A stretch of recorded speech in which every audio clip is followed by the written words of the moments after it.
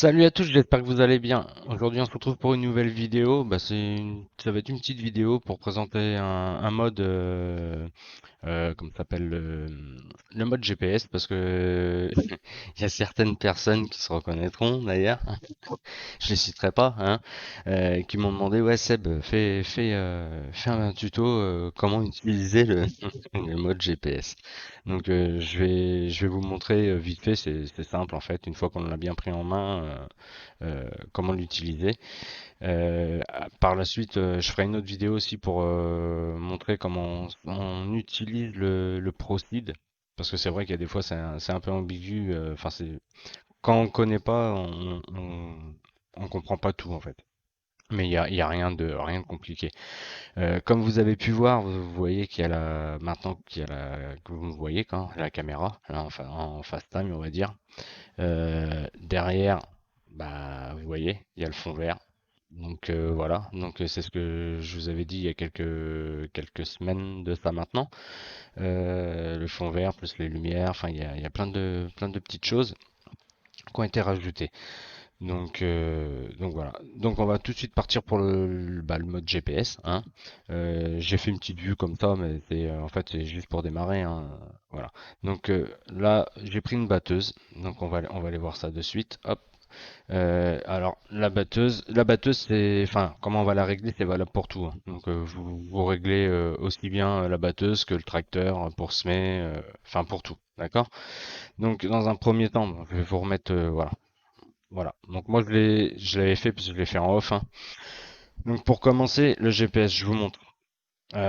Donc déjà pour pouvoir servir de GPS, quand vous achetez un outil, donc on va aller dans le magasin, dans le garage, voilà, la plupart je pense qu'ils le savent, mais moi je préfère quand même leur redire.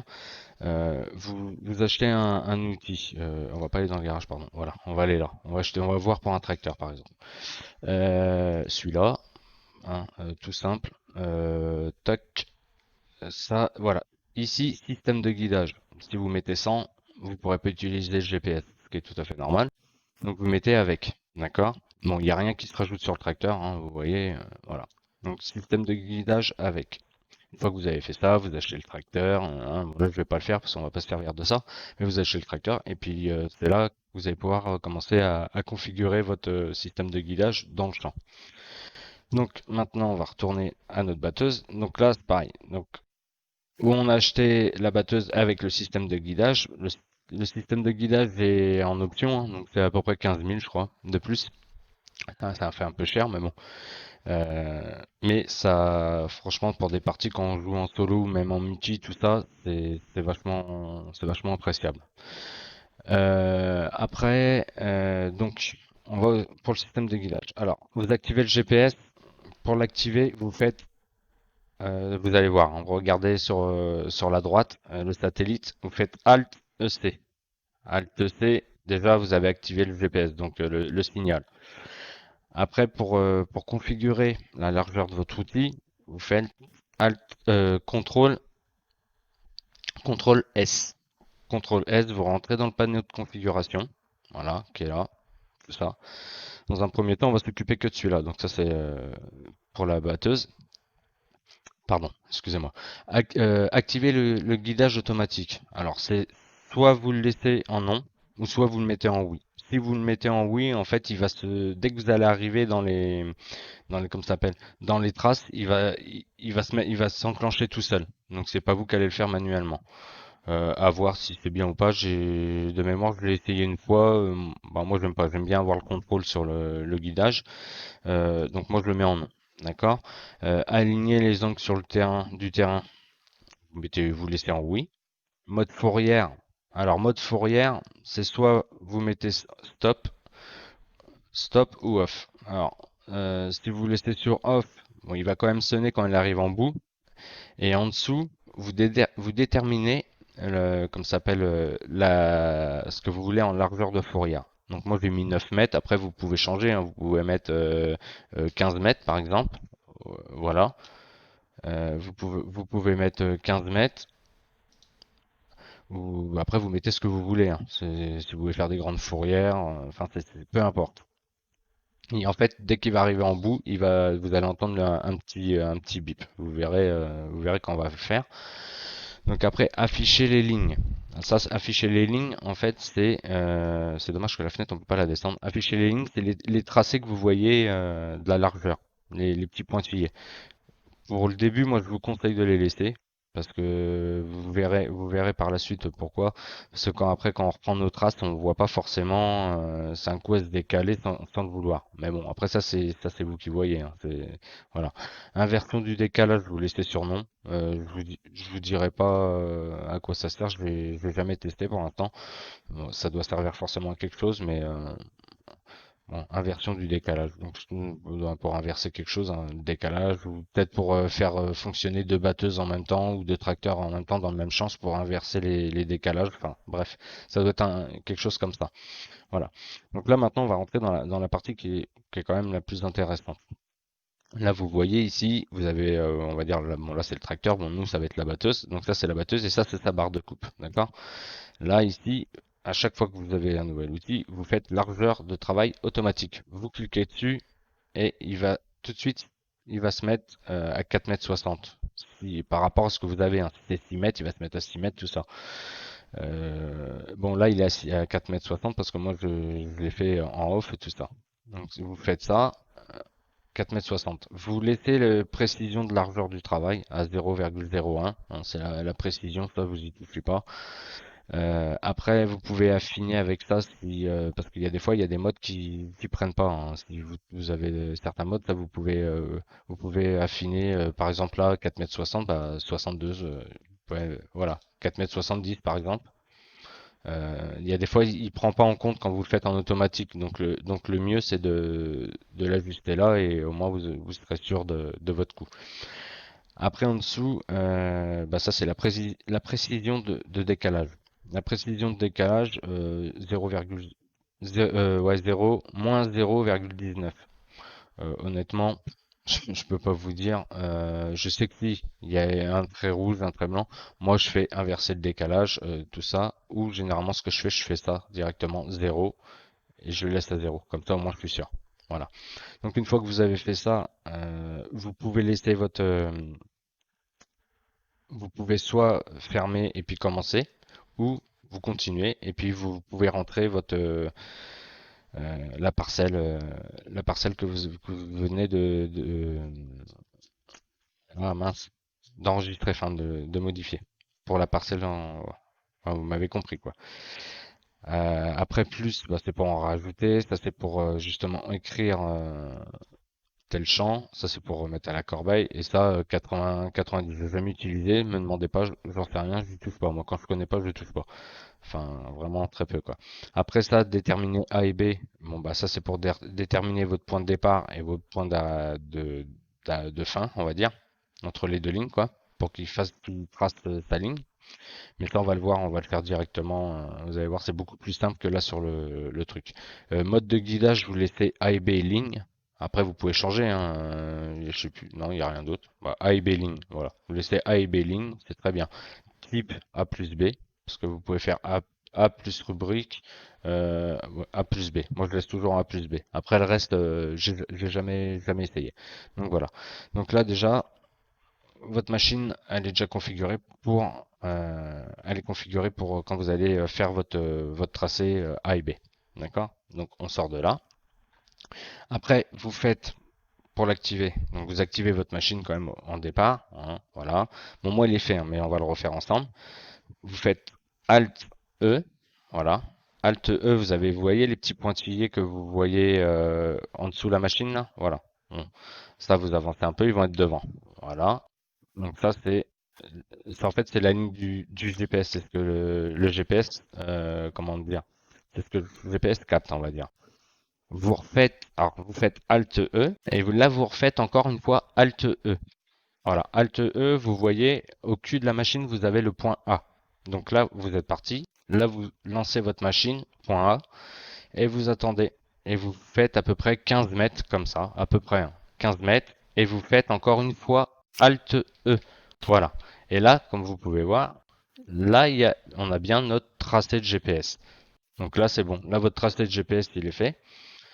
Donc là, à partir de là, vous pouvez activer le GPS. Donc on va dire l'autoguidage, parce que c'est un autoguidage, hein, plus ou moins. C'est ça. Donc pour activer l'autoguidage, vous faites Alt X. Voilà. Et là, vous, hop, vous mettez le régulateur. Et là, vous touchez à plus rien. Vous voyez là, par exemple, là, je n'ai plus je n'ai plus mes mains sur la manette. Et il va tout seul. Vous allez voir, on va arriver en fin de champ. Donc je vous le mets là. Normalement, ça doit sonner. Écoutez. Voilà, vous avez dû l'entendre, tac tac. Donc là, ça a sonné. Bon, nous, on va aller au bout parce que on n'a pas fait. Donc là, vous faites ça. Et quand vous tournez, voilà, vous le désactivez. Donc c'est vous qui reprenez le contrôle, d'accord? Donc là, on va baisser et on va repartir. Et là, vous allez voir, quand je vais tourner, le GPS, il va reprendre la ligne d'après. Tac, voilà. Donc vous faites comme ça. Bon, là, c'est pas vraiment trop représentatif. Là, ce que je fais là, c'est pas trop, pas top. Faites comme ça, vous relevez. Et ce que vous pouvez faire, c'est bon, voilà, je me suis bloqué, super. Attends, je vais avancer un peu. On va faire comme ça, tac. Hop, voilà. Faites là un coup comme ça. Hop, oh, ça bloque. Allez, j'aurais dû faire le détourage aussi. Moi, j'étais un peu bête. Bon, voilà, on va faire comme ça. Hop. Et là, vous refaites Alt X. C'est toujours Alt X pour l'activer, hein. Toujours. Et là, vous réactivez le régulateur. Et lui, voilà. Et lui, il se remet droit d'entrée de jeu. Voilà. Vous voyez? Lui, il se remet droit, il cherche, il se prend pas la tête. euh, voilà, il trace comme ça s'appelle. Bah, il reprend la deuxième ligne. Donc vous voyez sur à droite, en haut à droite, donc vous avez activé le GPS plus le volant. Donc quand ces deux-là sont verts, ça veut dire que comme ça s'appelle, bah, l'autoguidage il est actif et le satellite il est en fonction. Et au-dessus, vous avez votre deuxième passage, -2. Bon, -2, alors je crois que c'est -2 à droite et ça serait sinon à gauche +2. Voilà. Ça c'est pratique quand on joue en multi pour savoir les chiffres qu'on prend à deux. Vous avez entendu les lastonnés. Donc là je tourne, hop, et là c'est redéclenché. Donc on va reprendre là et normalement on va reprendre à gauche. Et normalement en reprenant à gauche, vous allez voir on va tomber pile poil dans normalement on devrait tomber pile poil dans comment ça s'appelle? Dans ce qui reste à couper. Donc là, vous rebaissez. Hop, vous faites un truc comme. Là, vous faites encore Alt X. Pour l'activer, c'est toujours Alt X. Ouais, non. Ouais, c'est parce qu'au départ, en fait, voilà. Ouais, au départ, j'ai dû mordre trop sur le côté. Je me suis pas assez bien mis. Après, il faut faire plusieurs passages, hein. Après, à vous de voir aussi, hein. Si vous voyez que 4,60 m, par exemple pour la batteuse, si vous voyez que quand vous avez fait votre truc affiché, affiché en automatique, la largeur automatique, ça fonctionne pas bien, bah vous augmentez ou vous réduisez. Là, vous voyez, ça on est à peu près bon. Donc là, ça tombe, normalement, ça tombe pile poil. Donc à chaque fois qu'on arrive en bout de champ, il sonne. Donc à peu près 15 mètres, hein. Vous avez vu, c'était ça. Donc voilà. Donc je vais vous remontrer une fois vite fait quand même. Alors, on va désactiver carrément le tracé. On va désactiver le tracé. Donc pour désactiver, c'est pareil, hein. Vous faites Alt E, voilà. Là, vous avez tout fermé. Alt C, c'est pour tout couper. Donc pour refaire, on recommence. Donc pour commencer l'entrée de jeu, vous faites Alt C pour activer le GPS. Après, vous faites CTRL S, voilà. Donc là, activer le guidage automatique, ça normalement, c'est soit vous le mettez, soit vous le mettez pas. Si vous le mettez, on peut même l'essayer là, on va l'essayer là, tiens. Afficher les lignes, par défaut, il va être sur non. Mettez-le sur oui, parce que sinon vous ne verrez pas vos lignes. Après tout ça, ça vous le laissez. Largeur travail automatique, voilà. Et là, c'est pareil. Donc ça, au pire, vous le mettez, inversez le décalage. Vous pouvez le laisser à 0,19. C'est pas méchant. Si vous voyez que ça vous ennuie, bah vous faites la petite flèche en haut là, et puis vous le dégagez. C'est pas grave. Donc ça, c'est bon. Donc là, on a tout bien réglé. Là, c'est parti. Veuillez d'abord créer ou charger une trace avant. Oui, bah ça on sait. Donc ça, on va la faire. On n'est pas bête, hein. On va prendre n'importe où. Alors attention, hein, quand vous faites ça, soyez bien sûr de votre chemin, parce que si vous déviez un petit peu, essayez de faire un tracé droit.